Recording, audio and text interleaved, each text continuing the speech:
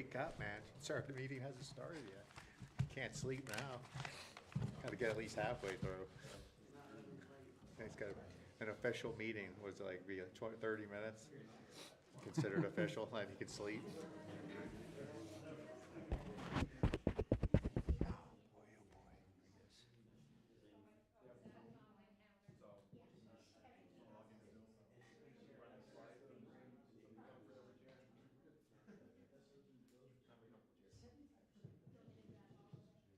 Testing 1, 2. 10 or 15. Just down low. We're going to start the meeting. If you want to have a seat. Jay is not here, Chairman, so we're going to try and get through this without Jay. He's at fire, attending to fire department business, along with Angela, who's another key player for our meetings usually, but they're not here, so we're going to shorten the agenda. We're going to skip a couple of items, but we'll try and get through the items that we can get through. First item is consider any changes and additions or removal of the agenda. And I would recommend we remove the budget workshop, number 4. And the short-term rental discussion, number 5. We'll put those on the agenda for the next meeting. Approval of minutes for October 21. Did you get a chance to look at those? Yeah, I make a motion to approve them. All right. Motion, I'll make a second. Beth, you got that? Approval of the meeting minutes for October 21. Yep, Chief. That would be number 3. Item number 3 on the agenda. All right, we'll go to number 6, emergency bridge repairs. 20 minutes. You're up.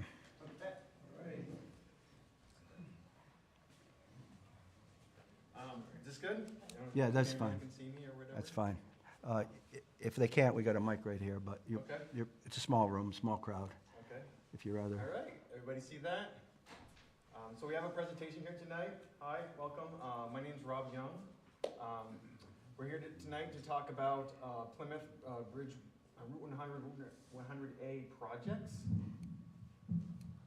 We have 6 bridges on the state system that the state is programmed. And Thank you. we're looking to repair. They've all had some temporary emergency repairs, and so we've had 6 permanent projects in place. You can go to the next slide.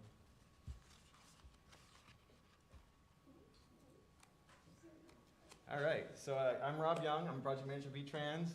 This is Tom Knight over here from Stantec, and Gary LaRush from V-Trans. And Leah Beckett is here. She's our public outreach folks. That's going to be kind of a contact for the community for these bridges. So hopefully tonight we want to provide understanding and approach to the project, identify some current efforts that we have currently going on these sites, provide an opportunity to folks to ask questions about the projects. And really, these are projects resulted from the July of 2023 storm. And something to point out is that these bridges, a lot of them were not hydraulically adequate. The ones that survived, some of them did not, but even the ones that did are not hydraulically adequate. So what that allows us to do with this emergency funds is we can program permanent fixes, even though these projects aren't really at the end of their design life, but because they are constricting the channels, they weren't constructed with the best hydraulics in mind at the time. We're going to go ahead and replace those structures. So that's what you'll see tonight is some real brief overview. There's 6 projects. You know, we got a short time here, so we're going to kind of go through them pretty quickly. But generally, we're just replacing them to improve the hydraulics of the site. So here they are, that little map on the right. There is one bridge in Bridgewater, actually. It's Bridge 116. Then going down, it's Bridge 112 and Bridge 108. Those are all on Vermont 108. And then on Vermont 100A, there's Bridge 4, 7, and 9. So that's a lot of bridges in the area. They're all state-owned. There's no local share. But they all are currently program projects that we're working on. And then on the left is kind of just the name. The P is like a permanent result of the 2023 flood. And then those are all like the program numbers. All right. So this is a quick typical section kind of showing what we're doing. So this is That basically shows 11-foot lanes for the travel lanes, which is the existing corridor through 100 and 100A. Each of the shoulders are a little varying through each bridge, but we are going to attempt to match those existing shoulders. So you're not going to see a lot of a difference as far as roadway width for these replacements, but there is going to be new bridge rail on the left. You can see the new bridge rail that meets current design standards. So that'll probably be the biggest change for the projects on 100A. All right, so I'll start off with Bridge 4. That's the one that's furthest south. These bridges are going to look a lot alike, but they go along the corridor of Route 100A. The river's kind of following the valley on the right. It crosses the road kind of at a steep angle. And what they did was they had a narrow bridge, and they kind of constricted the channel when the bridges were originally put in. So this particular structure is only 22 feet long. It was constructed in 1947, and it was reconstructed and widened in 1975. Show the next. So there's just a quick photographs showing there is some effervescence. That's kind of like the white material. You can see that there's the minerals that are leaching out of the concrete. You can see there's been the stone fill repairs that were done in the 2023 site, and you can tell that it's not in the best condition. Where on 100 is that one? You can go back to the satellite view. I don't know if you can tell. They all look very similar, so it's hard to tell. Sure, what mile marker it is, that's okay. Rick, it's just north of my driveway. That's the one. Yeah, the first one there. Okay. Well, this is Bridge 4 that we just talked about. So net bridge. Okay, so this shows a typical section. You can, well, it's hard to see, but there's the grayed out area is the existing bridge that's actually in the middle of that gray footprint there. So the gray area is the new structure that's skewed to align a little bit better with the current alignment of the stream. And the new span is 51 feet, 31 feet out to out. And the stream will be reestablished back to its natural state. And the plan for this one is construction in 2027. And this is Bridge 7. It looks a little different. This is a concrete T-beam. Still not the best. You can see some exposed rebar there. You can go to the next slide. So maybe they see that's Snowmobile Vermont Backcountry Tours, I guess, is close by. But again, same situation. It crosses at a pretty steep angle. The existing structure here is 32 feet. And it was in that same time frame, 1947, reconstructed in 1975. And there's some photos showing, on the left, you can see in that first photo is a slab bridge, and that was widened from that existing concrete T-beam on the right. So it's actually two different structures at that site. But it's all a concrete structure. You can see a lot of effervescence, some exposed rebar. Yes? Could you explain what that effervescence actually is? It's the minerals inside the concrete. So so you have the paste, right, the aggregate and the stone, and you also have the cementous materials and the minerals.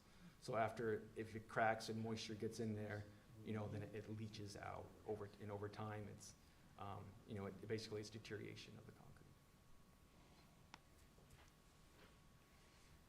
Next slide. So this one is 11-foot lane, 2.5-foot shoulders, and we're increasing it to 52 foot. With 31 feet out to out. And this one will also be constructed in the summer of 2027. All right, Bridge 9. This is the one that's next to your house, Yeah. Rick. So this is a slab bridge. Next slide. So this was 31 feet right now. And this one was constructed in 1984. Sorry, Question? I just missed it. What's the start date for bridge number 7? Bridge number 7 is in the summer of 2027. 2020, oh, so both of them are 2027? Correct. Yep. Bridge 9 has existing right-of-way that was large enough that we didn't need to go through the right-of-way process, which allowed us to kind of accelerate it so we can build it this summer. And we're planning on advertising that soon. But similar situation, concrete's in similar, you can see the red line here. So there's a crack that our inspectors kind of highlighted that. They do that and they monitor it, and then they inspect the bridges every 2 years to see if it's getting worse. But you also see that photo on the right, that abutment is really in the channel. so not ideal for hydraulics. So we're increasing that span to 49 feet, and this bridge is 36 feet out to out, and that's the one we're constructing next summer. All right, with that one, that's all the 100A bridges right now, and I'll turn it over to you folks for 100. Alrighty. Thanks, Rob. Gary LaRoche. We'll start off with Plymouth Bridge 108. This bridge is situated south of the interchange of Vermont 100 and Vermont 100A. Next slide, please. The existing bridge is a slab bridge, 24-foot span. Here are some pictures of the bridge in the 2023 event. The biggest issue with this particular site is there's a enormous sediment source upstream of the bridge. And when you get these large rain events, such as Hurricane Irene, the 2023 storm, then a large slug of sediment comes downstream and essentially, plugs up the bridge and overtops the road and so forth. Next slide. So the proposed solution is to install 2 additional 12-foot box culverts on each side of the existing 24-foot slab bridge structure to assist in relieving, to help sediment transport through the structure and to also help relieve the flood water that's passing through the area. There will also be some additional flood relief culverts along the corridor in the vicinity of the bridge. Is this the Muddy Brook Bridge? Yes, or it the is. one- okay. The Money Brook, yep. Was there anything planned downstream of the bridge? All the work is situated close to Vermont 100 in this area. So in addition to the culverts that we're going to be installing, we're going to install armoring along the channel. I believe Tom can speak to this, Yeah. what that may look like. Yeah, so actually the intent with this bridge, as Gary mentioned, is to just give it some redundancy if we have another storm where we see a lot of aggregate come down. We know that we can't really design for the flow in that aggregate at the same time. So we're giving the waterway another path so it doesn't get all trapped on the high side of the road during a storm. And hopefully just reduce the amount of damage that happens when some of that landslide lets loose. I know you're talking about quite a bit of sediment downstream of the structure, and we are going to clear a small area on the downstream end of the bridge, but not going to chase it all the way down to the Black River. Because in 2023, I think the stones filled up that whole culvert, so water couldn't get through. Yeah, we had one of the images here showed that, and then not only that, but the channel was blocked off up above the bridge, and it diverted the stream over to another portion of the road where there's no bridge for it to even cross at. So that's part of this. The plan here is to actually reinforce the fill slopes on the roads, so that if water does flow over the road, it's not going to rip the road out. Like it might damage the pavement, it might leave a bunch of aggregate on the road, but it'll hopefully reduce the amount of time it takes to clean things back up and get it open again. So it's more of a resiliency project. I'm curious about these box culverts. Are they prefab concrete structures? Yes. And when you Yes. say 12 foot, is that the width? That's the width. Yeah, and so they're 12 feet, and we're aiming for about 8 feet in height. And the idea with those, or one of the design constraints, is not only to allow the water through and the aggregate through, but it's so we can get equipment in there to clean out the sediment after one of these storms happen. It's basically sized so you can get a bobcat in there and hog that material out when you need to. Do you think it will address boulders though? Because that's a large part of what comes down in Muddy Brook also. So the, larger, not, you know. yeah, absolutely. I mean, we understand that we get really big Yeah. material coming down there, and that material will have to be cleaned out of the channel, on occasion. That's, the sediment source up there on the mountainside is just enormous. And all sizes of materials can come rolling down there, so we are aware of that. And essentially, the resiliency project, again, we're trying to make it so Vermont 100 is not interrupted for such a duration in the future, and So. I guess understanding that it's, to make it serviceable, when you do get these large sediment, I was sure you're gonna address it at some point, but road closures and timing. yes, yep, that's after these slides, yep. I yep. think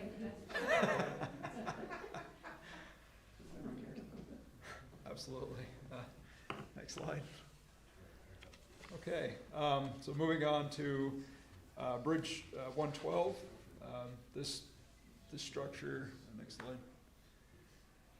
So this structure, it's a 11-foot wide, 7-foot high squash pipe structure. There was heavy flow through this area during the storm as well.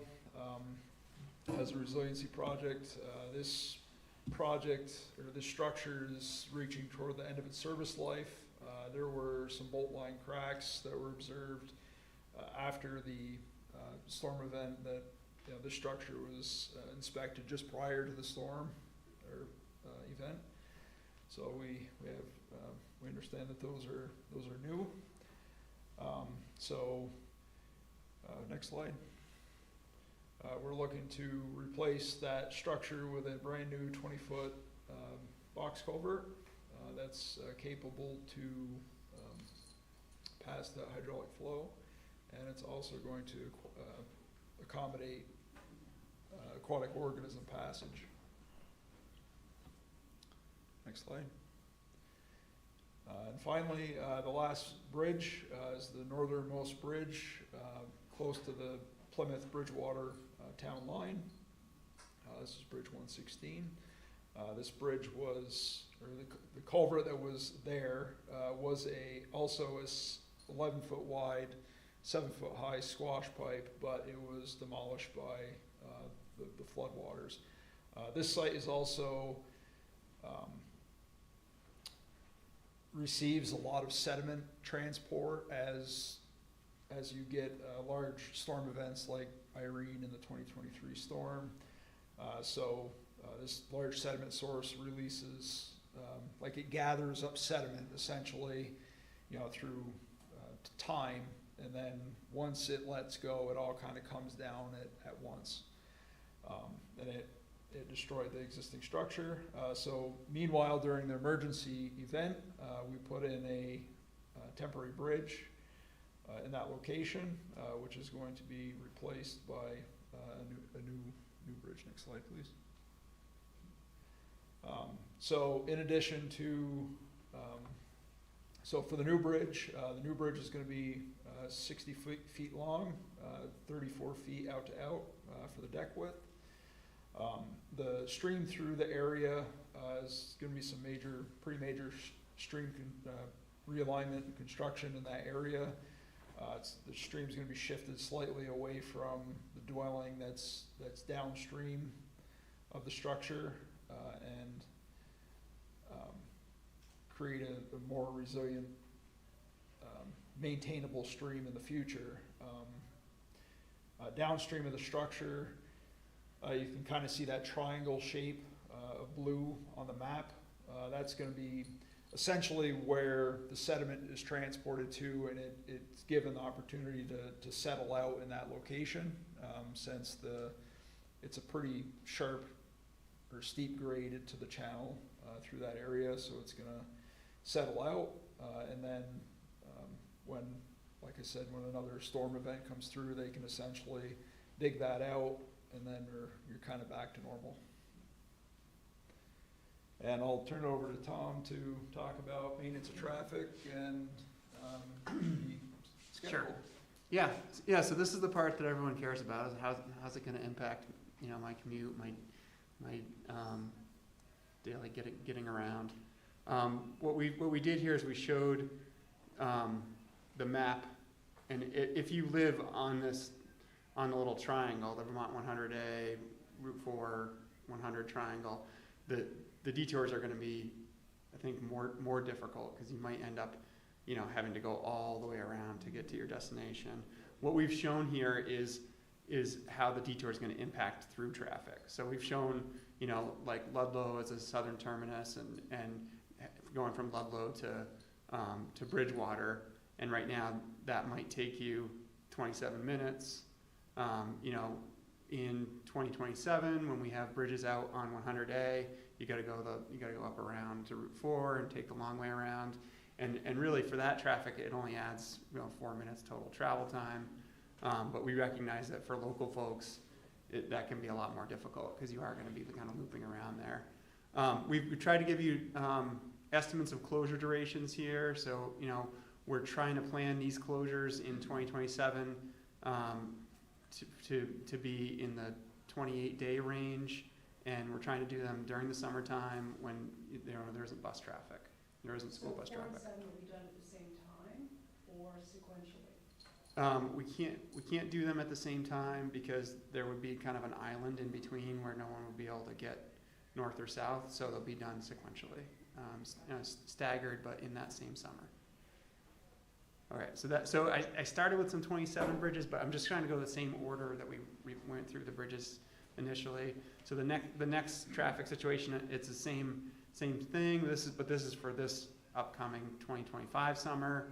Same idea, same detour. You know, we're going to close Vermont 100A, and then you know, the detour around will be, you know, heading up north and taking Route 4. So let's talk about that a little bit. Where are you closing 100A? We're trying to point to the spot right there, but this will be at Bridge 9. So Right by your house, right? Yeah. So in order to get to our houses, we have to go all the way around? Yes, sir. You won't have to. Right, you won't have to right now, because you'd be able to go up the notch. Wow. Where's that bridge you're talking about on 100A? It's near Rick's house. Is it where the pond is, or is it past the pond? That he's talking I about? think Rick's house is probably the best thing, it seems like. Yeah, do you know where my driveway is, Billy? Yes, The bridge just north of there, yeah. yes, yeah, I know the bridge you're talking about. right there, right down by Yeah, the because Rick driveway. was saying about getting to his house. Yeah, He'd be able to go up to the notch, up to Lion's Hill, no problem, yeah, right? he will, yeah, But if I wanna go Bridgewater Corners, I'll have to go all the way around. correct, yes, that's Okay. correct.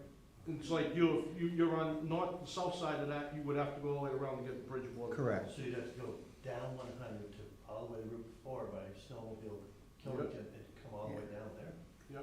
When the notch was closed for me to go to Ludlow, it was a 14-mile detour. Yeah. To go around the mountain. Yeah, because if you're somewhere on 100A and you want to head north and you can't get there, so now you got to take the full loop. Yeah, but that's, Yeah. it's part for the cost. Yeah, and that's why we're trying to get these bridges done quickly. Now, 28 days to build a new bridge is pretty aggressive, you know. And so we're trying to give the contractors incentives so they can get that done quickly, because we recognize it's difficult. Are these all box culverts, or are they gonna be squish culverts? Or The is it bridges all- on 100A are called solid slabs. Those are prefabricated beams. So they're like about 5 to 6 feet wide, and it'll be that 50-foot length, 50-foot length. Okay, Yeah, And so they're all they're prefabricated, the big planks. elements and everything are prefabricated. So they're kind of big, like puzzle pieces, of them in, put it together. yeah, okay, So that's how they can do it in 28 days. okay. And when are you planning to start this, you said? Okay, so the 2025 bridges are being advertised shortly. Like they'll be trying to advertise before the end of the year, right? Yep.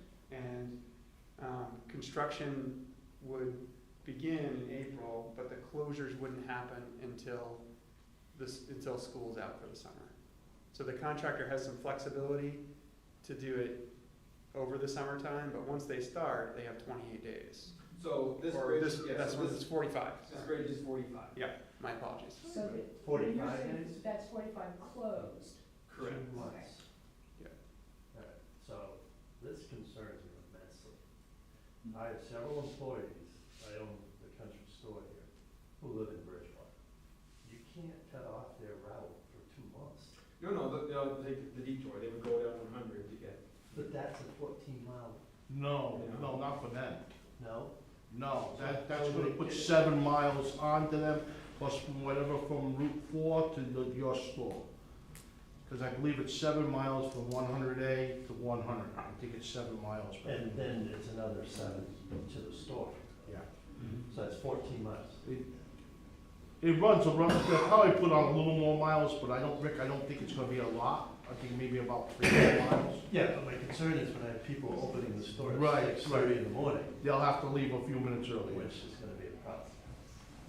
Do you have a lot more on your presentation? No, it is. So we have a couple more similar slides. No, I understand that concern, you know. Let's get through this presentation, all right? Yeah. Because we need to, we're running out of time here. Yeah. Okay, so, so this is a slide showing the closures on, Vermont 100 for bridges 112 and 116.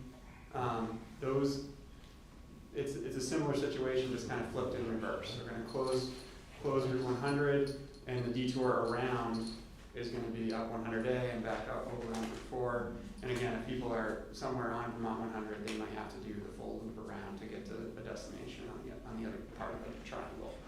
But those are planned for 2026. And one of them is a longer closure, and the other one is a relatively quick closure for a box culvert. So the Bridge 112 that we showed, a box culvert, is about 2 weeks, and then we're aiming for 45 to 60 days for the bigger bridge, the one that's actually in Bridgewater. That's okay. It's just north of the border in Bridgewater. That's the one that has a temporary bridge. Yes. It has a temporary bridge, that's the spot, yeah. Yeah, all right. And then the Moneybrook detour is definitely more significant because there's no way around. We're south of 100A.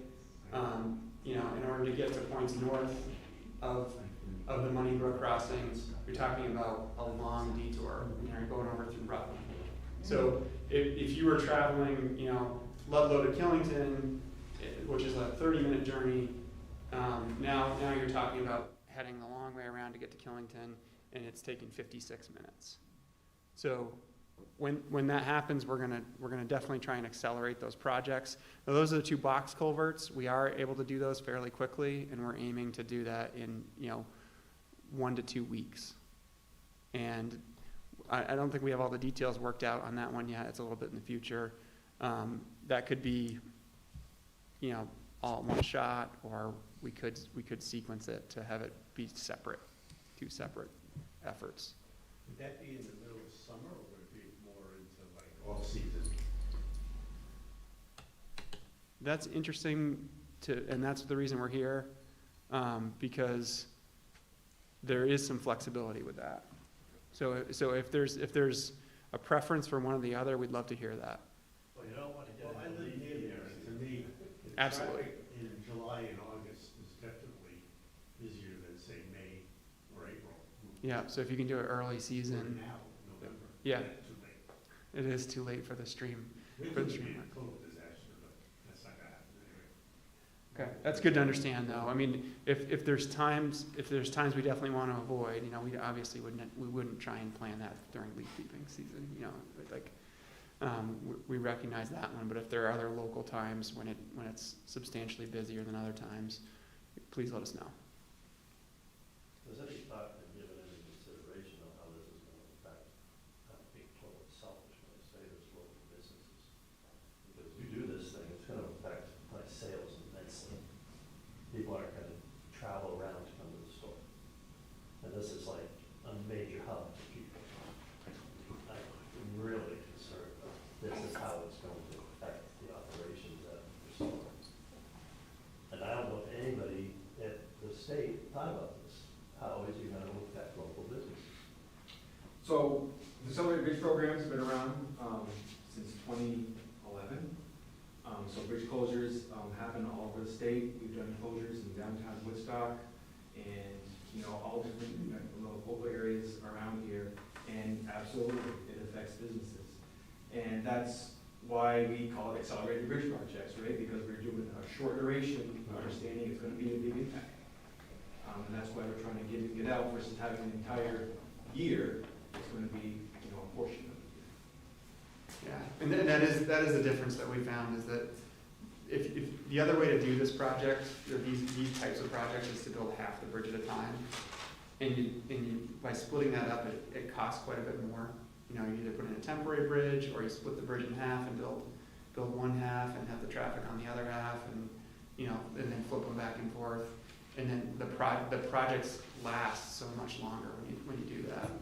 That the disruption is, you know, you're either taking the Band-Aid off slowly, or we're trying to rip it off. And, you know, But still, economic impact has not been set. And I'm ready, who at the state do I talk to about this? Who's running this whole program up there? And who's at the top of the run? Well, Jeremy Reed's the chief engineer, I mean, if you want to. But that's, As this is just not feasible, I'll be honest with you, this is crazy. These closures, and not only that, the dispensary, which is located at the corner of 100A and 100, people will just stop coming. And so they won't take 100 if they can't go on 100? Well, I think we were saying about the bridge closure on 100. Nobody coming up from Ludlow. Oh, you're talking about the one on Moneybrook. Yeah, and I have vendors in Ludlow, I gotta get groceries delivered from it. And that would be 1 to 2 weeks. That's still quite an impact, it's a small store. Okay. I think I know the answer, but I just want to be clear. 112 and 116 are sequential, not simultaneous. correct. Now, I have a question, that we just had this situation this afternoon, shutting that 100 off at Moneybrook. How do we get our fire apparatus from Plymouth? We have a big fire in Plymouth, and a lot of people came up from Proctor, Chester. You guys give that any thought? Because you're gonna be locking us off from help from the south. Yep, We're gonna rely on. before any bridge closure is commenced, there's a required meeting with the contractor and all the public services, emergency aid, fire, police, to all meet and have a plan prior to going into that closure period. Okay. Have you ever think about a single lane temporary bridge with a traffic light? For Moneybrook, somehow. Yeah, I'm just giving a suggestion, because I hate to see us, if we were shut off right now, we really have a problem in Plymouth with that fire. I just want you guys on this is just probably one case scenario, but we have we have a major fire. And we have a lot of people from Proctor, Ludlow, Chester, Wallingford, Mount Holly, that's the only way they can get here. So I just hope the state takes that into consideration.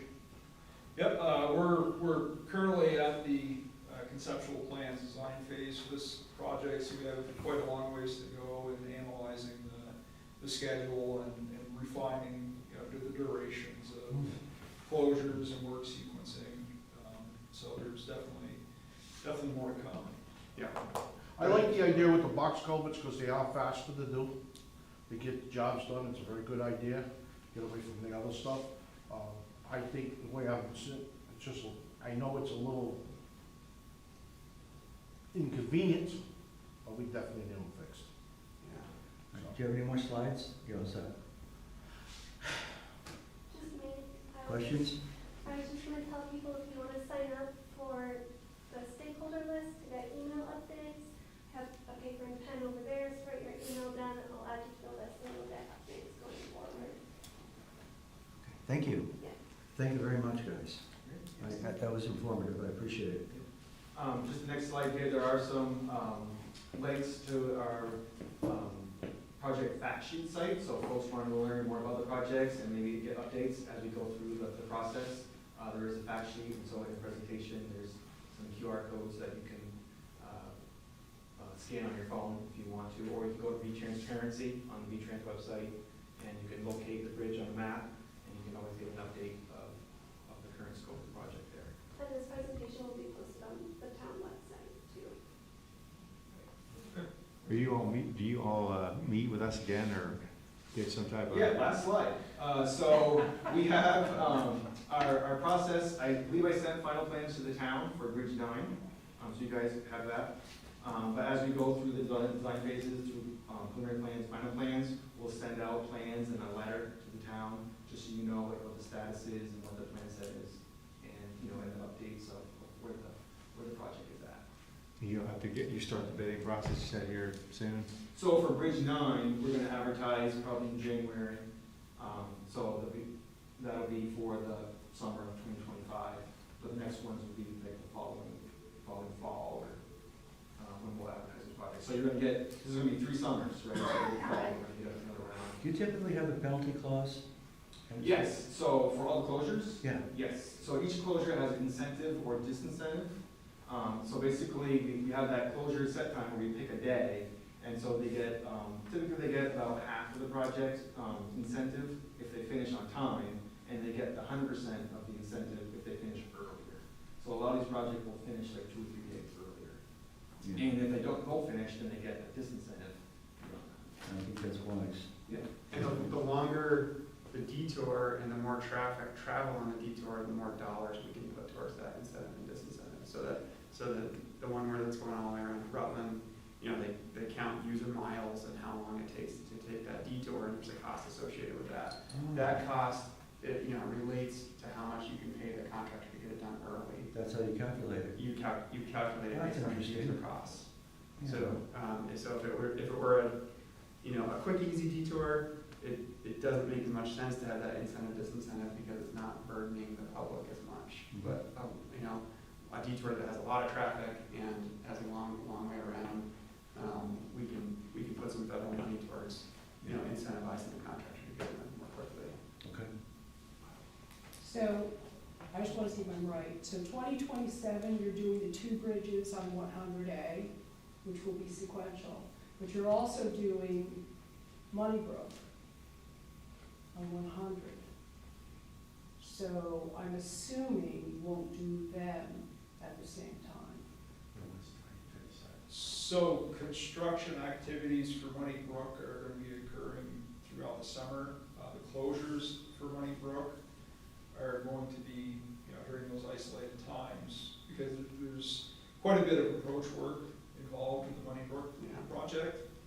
So, you know, installing the roadway shoulder protection, and so there's gonna be construction I activities. understand, my question is, are you going to close 100A and Overlapping. 100 at the same time? Yeah, I think we'll try and And you avoid. make sure you avoid that, Yeah. Yeah, because that would be. closely coordinating our closure duration. Well, you know, because we went through 100 and the 2 bridges that we did a couple of years ago, and that didn't go according to plan at all. Yeah. It was supposed to be a month closure, actually less than that, but Or it was lasted it 2 3 months, months? 3 months. Yeah. Yeah, that was a tough project. That was a contractor that wasn't prepared, and also was during COVID, yeah, and so they But- lost their resources. you guys hired them. So, Absolutely, and we did that incorrectly. yeah. Are there safeguards in place to make sure that something like that don't happen again? Yes, because these are bridges, and that was a very structured contractor that we were testing the waters if they could work on a bridge. And so these are all involved bridges, so your bridge. I understand closing half the road for construction, leaving the other half open does add costs. But the Moneybrook bridge in that area has a high impact on traffic coming in and out of Plymouth from Ludlow, both for emergency services and just convenience to people traveling. Do you think you might look at that with a more open pocketbook as far as whether or not to close? That's why we're here tonight, for your comment right there. So But, you know, like I said, you know, when we get further into the design phase, then we can understand a little bit better, a clearer understanding of, you know, what the closure schedules will look like. You know, 'cause what we do is we break up, or we create what they call a critical path method schedule for the construction of the project, essentially taking every minute detail of construction and essentially constructing it, theoretically through the schedule to say, okay, you know, are these all reasonable timeframes, you know, what's involved in putting this together. We have pretty extensive history over the past decade of, you know, track records of other contractors and how fast they perform these tasks. Yeah. I get this Bill's comment about looking into doing one lanes with stop Yeah, lanes. You should really do that because that'll alleviate a lot of issues, if as long as people get through there.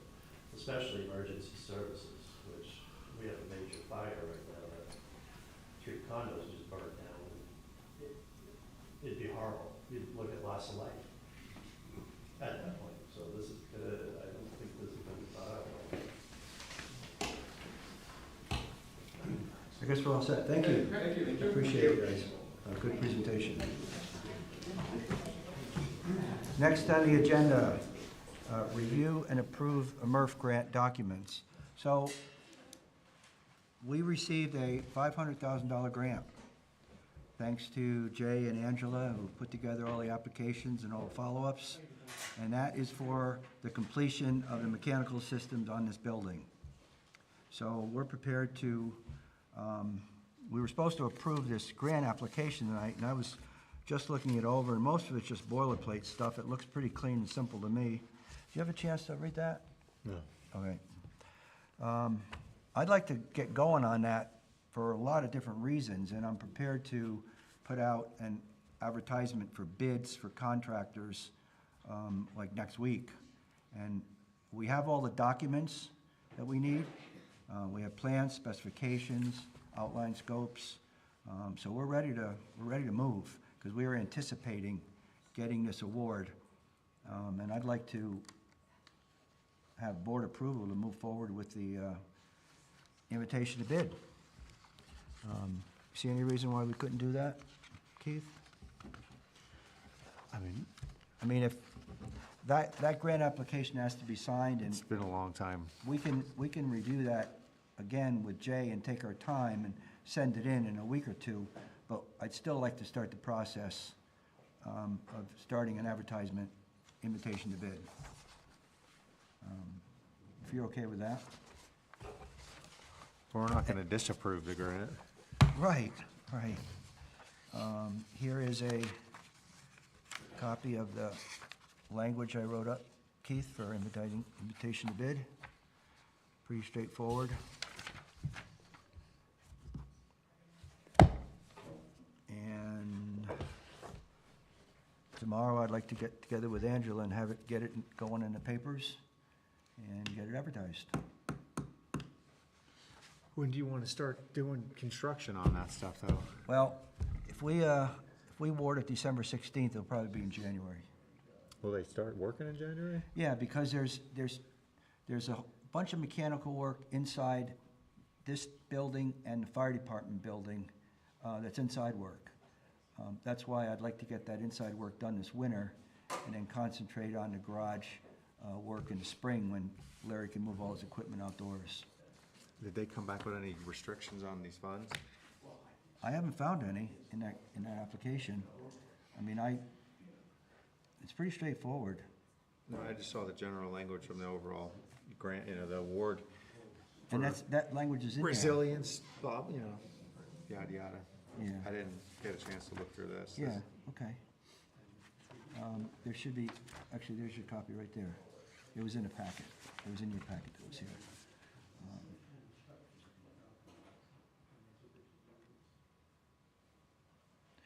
This is all the legalese in reference to the grant itself. Yeah, it's all boilerplate stuff that I can tell. The first 2 pages pertain to the project, and the rest is just boilerplate language. Do we have to spend all of it in order to take it? No, we don't have to. I bet we will. I bet we'll find a What way. if we don't, like, say we don't spend $100,000 of it, is there something else we can do with it? Maybe. Maybe. Oh, As long as it fits in the guidelines of energy efficiency. Right, okay, that's where I'm Yeah, driving. we can change the scope. We have some flexibility, as long as we So we stay don't in spend it on the all intent. Yeah, Heat pump or whatever. yeah, that's what it's all about. You won't know, I mean, you won't know until you get the Yeah, exactly. bid, obviously, what Exactly. it's gonna cost. Yeah, exactly.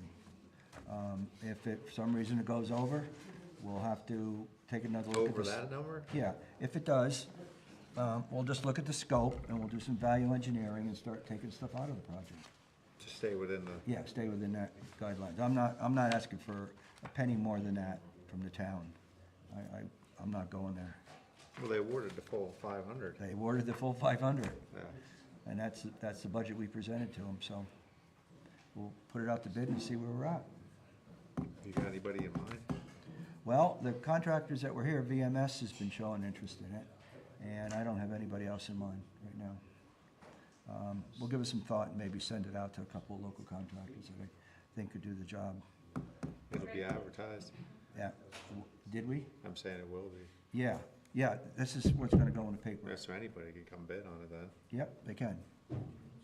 Yep, and it's our job to make sure they're qualified. Oh, sure, I and mean, to a do big, that kind of work. what that company in Ludlow might come, what's the name of the heating company down there, no? Didn't they do work for us already? Oh, yeah. But you see, it needs a GC, Keith, because like in the mix, there's the concrete work and demolition. For the and- floor? Yeah. And if we go with that 6-inch slab, there's a door that has to be raised, and so there's masonry work that has to be cut and lintels put in, and there's GC work along with just mechanical work. So we want to keep it under the umbrella of a GC, so they have the liability and responsibility of managing the whole thing. Right, they farm it out to whoever. Yeah, they sub it out to whoever's qualified. So, if there's no objections, I'd like to move forward, at least put that in the paper. Yeah, I We still have time to, if for some reason this falls apart and we decide we're not gonna sign it, which is crazy, this doesn't do any harm, you know? So we'll put that out to bid. All right, that's review of the MRF grant.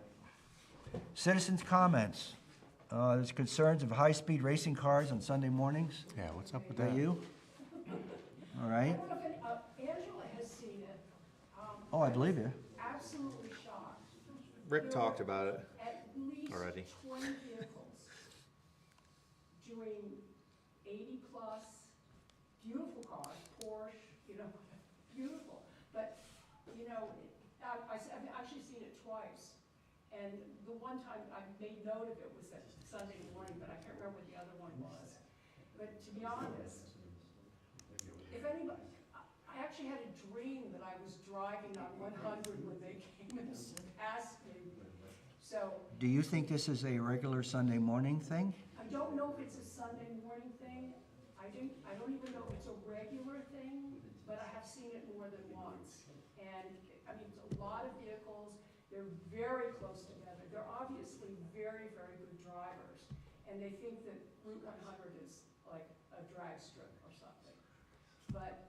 Okay. It's a good road to drive fast, though. I'm telling you, they were impressive, but it was terrifying. But my thing is, because I was actually gonna use that to lead into a discussion about the Windsor County Sheriff. And the fact that they're just, and I know, KT, we're not a police state here, and we're not out to get everybody, but now we're not getting anybody, and it's gotten more dangerous again. And, I walk out to my mailbox, and I'm afraid, somebody's gonna just leave me spinning in the wind there, they go flying. Did you say you talked to the sheriffs? I haven't, no, I was gonna say, could we? Could Rick. We could. Rick, you were talking about this last time. Rick's seen them too. Oh, no, you saw them too, didn't you? Yeah. And Angela said she They saw go them. right by the store, but I have talked to Ryan and several people there, they responded quickly. Oh, good, One okay. time they did do, is they put an ATV out on the cars, There was about 22 cars. Okay, And, did you they know, get any of them? I didn't ask, I said they were on it though. Yeah. But they. Well, great, they're on it. That was the, What, I they're, think like, that was the chasing weekend them of the hill across? climb in Ludlow. Well, yeah, they went. And there were all the hill climbs. They've been around a while. It's a Oh, no group. kidding. They did it last year. It's a local group. 2 weeks. No, Was it the hill But you know climb? what? My- Okay, Carol, Yes, Um, my point was It might- that, you know, we have this balance that shifted, and what we've been paying for this year, Well, and, that'd be you know, cool to services see. come down. Quickly. quickly. I'm not arguing one way or another, I just would like to see them do more patrol. You know, I'd like to see them out a little bit Now it's all more. coming back to me. If they don't want to do it, all the other towns, and the guys before, Mike Chamberlain offered this, that they have the, solar panel, you know, Talked about that last time that Rick was talking about it, yeah. Great. we're talking about the traffic light? Yeah, Angela's got the application in. portable, and, you know, just remind people what the speed is. Okay, The speed issue is come back a little bit. let me share with you where we're at with that traffic light, okay? Okay. It is a process, and we're almost there. We had to do a traffic count, identify the pole where we're gonna put it. We had to get application work done with Two Rivers helped us on it. Then we had to go through a process to DOT to get it approved. And we went through all of that, and we've got approval on it. We got a permit, all right? And I just spoke to Angela 2 weeks ago, and she was gonna order the light. And I don't know how far she is in that process, but we're on it, okay? We're on it. And I think that'll help. Yeah. I mean, when people see that, they slow I down. think so too, except for the drag races. I think they'd be delighted to see how high they can get the number. So it took time, but we got it done. No, that's fantastic. I didn't know, you know. Yeah, it's in the but, you know, works. and I know, listen, you survive this long, you can survive longer, you know. No, it'll happen. I'm gonna get a rocking chair and a shotgun, and sit the in my driveway. We've got enough time invested in it. It'll happen. Where do you guys want to put the traffic light? Huh? Where do you put the traffic light, may I ask? I think the first suggestion was made where you're first coming into the village, where the speed changes. Oh, so it shows them change of speed, not an actual red light. Oh, yeah. No, not a turn stoplight. signal, but No, no. stoplight. No. Thank God. No, it's a warning light, you know. Well, Your speed's too fast. My comment would be, put a sheriff there, and a sheriff there, perfect. Yeah. They are doing a good job. They're out in front of the store at least twice a week. I do know that. So they're doing a good job. The sheriffs, they're trying their best, so I have So, to. basically, you get a light that says your speed, and Yeah. that'll slow it down. Yep. Yeah, that's a good idea. Yep. It lets people aware of what's going on, Yep. picks them up. Okay. So you'll see that in the near future. Great. Yeah. Can we have a ribbon cutting? Two Rivers Ottaquechee Shared Services, I'm not sure what that is. So we'll just put that one on the next agenda, maybe Jay knows. Is that our payment to them? I think that's what it was. Renew, we talked about the fee that comes up. We probably have to approve the fee or something, Okay, but I don't know what it is. Or well, They charge the town a fee, it's based on population, it's about $2 grand a year. okay. They provide a multitude of services. Don't they do grants writing for us and everything? Yeah, they do quite a bit. A lot of legal service free, Legal you know. services, planning. We tap into the legal team a lot too with questions, so that's good. Number 10, Select Board to appoint delinquent tax collector. We have a volunteer. Elaine? No. Surprise. Did we advertise for the position? We did not. Probably would be the first step, Well, unless somebody has come forward. Bruce? It's not gonna go back to the way it used to be, is it? Well, it's a position that the town needs to have. We gotta have So there somebody. needs to be someone. I'm not sure what you mean, Bruce, the way it used to be. The delinquent tax, the fine was rather high, and I think it still is high, and it seems like tax collector pocketed that whole fine.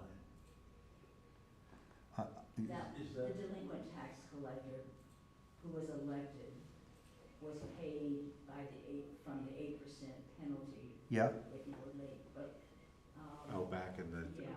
previous But now, days. as Yeah, I an know, elected, that's- I know what you just mean pay now. what they earned per hour. yeah, that was the intent, Yeah, to not go back. Yeah.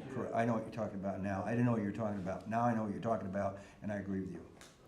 Yeah, it's not going Council back to charges that. the 8% penalty, but that money goes into the town's general fund. Right, right. Do you have to be a resident, or? Okay, we'll run an ad. That's a good suggestion. Let's do I don't that. know, that's a good question. Yeah, you do, right? I'll volunteer too, I'd help. Do you wanna do it? Can I do it? Do you wanna come and send out the late notices? Yeah, I can do that.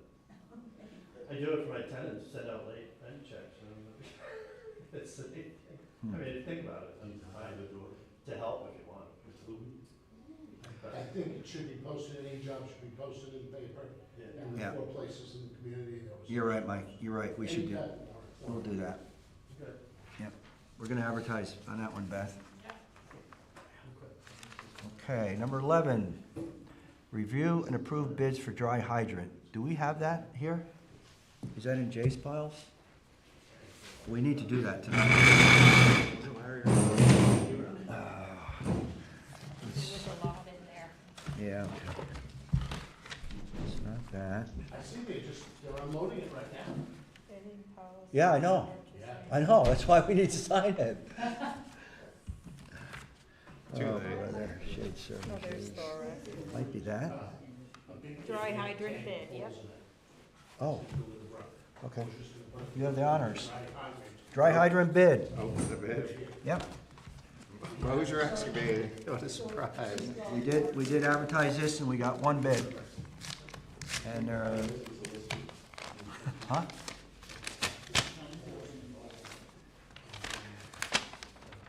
Mr. Moser. $45,250.50. I make a motion, we approve Moser's bid for $45,250. And 50 cents. 50 cents, yeah. That's the only bid we got? The only bid we got. Call it the high bid. Can you put a diving board on it so we can? The diving board. Okay, Sure. I think it's in here, diving board's in here. approved. John loves it now. Approved. Review and approve changes made to conflict of interest. I'd like to put that one off so we can get Jay involved in that discussion. What's that one? Conflict of interest policy. That was on there, sorry, Conflict of interest. that was on there because. For a vendor or grants. people doing work for us? Or am I thinking of something else? I don't, I think the reason it was put on there is they were trying to update 2 of the policies so that it had federal terms in it, just so when we apply for the grants, we've got Well, for the federal. fire department? Didn't we do that for the fire department grant? We had to yeah, change it? yeah, we did. Yeah. We did. Now we're So doing, basically, that's what Oh, these that are the is. changes, okay. It's just, and you all have them in your little packet. Okay. But it was just, they needed those done for, That fire department grant. Yeah. for the grant Yeah. that you're trying to. So we've already had this discussion, we've already reviewed this, this is just a formal document. I'll make a motion, we approve the conflict of interest policy and we sign it. does Jay have to sign it? Yeah, we all three do, but if we can sign it, because we're here and Jay can sign it tomorrow. If you don't have any objections. There you go. Yeah, check that one off.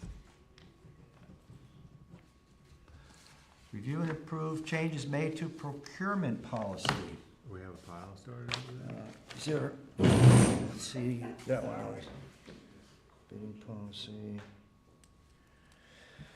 Oh, We just had the minutes, that's the only other thing. We didn't sign them. They're over there. We approved it, but we didn't sign them. oh, okay. With that and that would be 2 things in our pile so far. Where,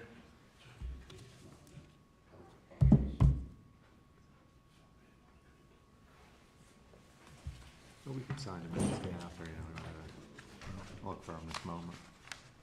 Here we go. This is it. You're right. That's that. Okay, Oh, we're signing a copy. I Okay, had to scribble that copy out. glad you're here. Well, All right.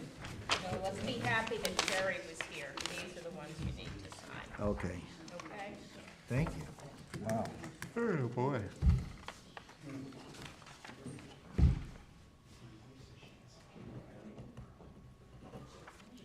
There's that. And procurement, let's see what's going on there. Are the changes highlighted or anything, do you know? They're highlighted in your copies, but that's the. I'm putting this over here. Okay, Signed. Now that this Now- thing is the, she's saying the changes are in our packet. So let's see if we can find, they're highlighted. this is bidding, that's not it. This is conflict of interest policy. Conflict of interest. You got that. And we got- That's it. This is the highlighted stuff here. Right, right. Well, wait a minute. Conflict of interest. We're on procurement. Oh, we moved on? Yeah, we moved on. We approved that one. But where's that signed copy? You have it? We have to re-sign it, right? You signed a copy of it. We have to sign the official one. Right. That's what that is, right? This is the minutes. Minutes, okay. Can't be, calling the chair, we gotta bring it back.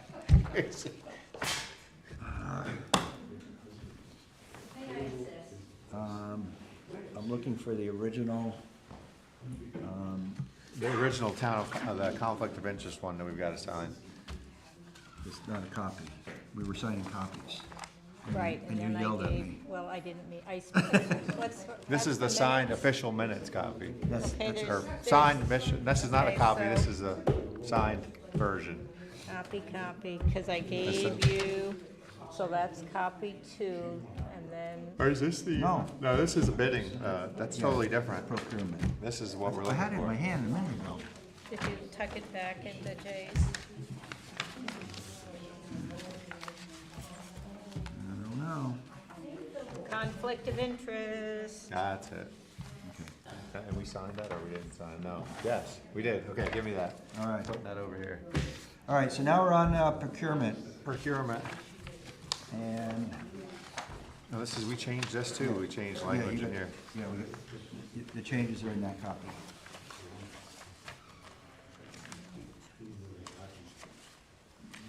All right, it's the last paragraph. So this is the change in the procurement policy. I'll read it. It's one paragraph I think we added. Purchasing with federal fund awards. When purchasing with federal fund awards, the town of Plymouth will review the terms and conditions on the grant agreement, costs and prices based on estimated costs for contracts under the federal award of allowables only to the extent that costs incurred or cost estimates included in negotiated prices would be allowed for the town of Plymouth under 2 CFR Part 200, Subpart E, Cost Principles. All written solicitations for goods and services will be based upon a clear and accurate description of the technical requirements for the material, products, or services to be procured. Sounds like a lot of legal mumbo jumbo, but I'm sure that's where it came from. So that's what we're adding to the procurement policy. And I'm sure this was added as a result of the fire department applying for a grant, and they needed this language in our policy. That's what I am told. So I make a motion, we approve the changes in the procurement policy. And if you agree, we'll sign this one right here. This is the original. Yeah, I agree. Didn't we have to make other changes in it though? Or did we already make them? I think they were made earlier. Yeah. About the regular The and the date is the 18th? major purchases? Yeah. 11, 18, 24. There you go. All right. Next on the list.